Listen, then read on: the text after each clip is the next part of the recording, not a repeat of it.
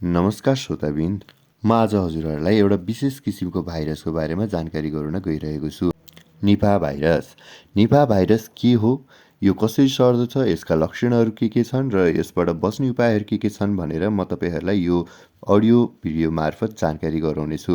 र यो भिडियो अन्त्यसम्म हेरेर यो भिडियोलाई प्रतिक्रिया दिनुहुन नबिर्सिनुहोला र आफ्नो गाउँ समाज वरपर सम्पूर्ण साथीभाइलाई यो भिडियोहरू सन्देश मार्फत फैलाउनु हुन पनि जानकारी गराउन चाहन्छु। र अब भने लागौँ यो निपा भाइरसको परिचयतर्फ। निपा भाइरस एक खतरनाक भाइरस हो जुन मुख्यतया फल खाने चमेराहरूबाट मानिस र जनावरलाई सर्दछ। र यो कसरी सर्दछ त भन्दाखेरि चमेराले छोएको फलहरू खानाले, काँचो खजुरको रसहरू पिउनाले, सङ्क्रमित व्यक्तिहरूसँग सम्पर्कमा आउनाले, सङ्क्रमित जनावरहरूबाट यो रोग मानिसहरूलाई सर्दछ। यो भाइरस खाना, पानी र फल सबै किसिमका माध्यमहरूबाट मानिस शरीर प्रवेश गर्दछ। अब भने लागौँ यसको लक्षणहरूतर्फ।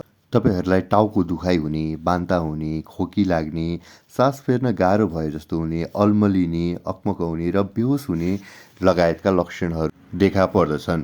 र गम्भीर अवस्थामा भने दिमागमा असर पनि पर्ने गर्दछ, जसमा इन्सेफ्लाइटिससम्म हुन सक्दछ भनेर जानकारी गराउँदछन्। खास कुरा त के हो भने यो आपतकालीन रोग हो जसको लागि अहिलेसम्म कुनै पनि किसिमको खोप वा दबाई भने बनिसकेको छैन।